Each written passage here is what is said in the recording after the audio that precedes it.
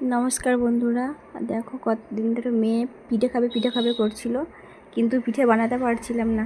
তোমার দাদাভাই বাড়ি ছিল না, নারকেল পেড়ে দেওয়ার লোক ছিল না, তাই দাদাভাই একদিন বাড়ি ছিল, তাই নারকেল পেড়ে দিল। আর নারকেল নিয়ে আমি নারকেলের পিঠে করতে গেলাম। নারকেল ছাড়িয়ে দিল তোমার দাদাভাই, আর আমি নারকেল কুড়ে নিয়েছি, নারকেল পিঠে করছিলাম। আর ওটাকে ভাপা পিঠে বলে অনেকে, আবার নারকেল পিঠেও বলে। আমরা তো ভাপা পিঠে বলি, নারকেল পিঠেও বলি। তোমরা কি পিঠে বলো বন্ধুরা? কমেন্ট করে বলবে। আর পিঠেটা বানিয়েছিলাম, খুব সুন্দর হয়েছিল, একদম তুলতুলে নরম।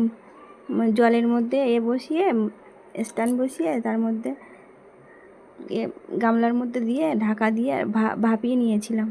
ভাপিয়ে পরে খুব সুন্দর হয়েছে, নরম তুলতুল করছে পিঠেটা, কত সুন্দর হয়েছে। বানিয়ে নিলাম, তারপর মেয়েকে খেতে দিলাম, আর আমরা সবাই খেলাম। খুব সুন্দর হয়েছিল পিঠে। তোমরা এই পিঠে কি তোমরা খেতে ভালোবাসো? বন্ধুরা কমেন্ট করে বলবেন।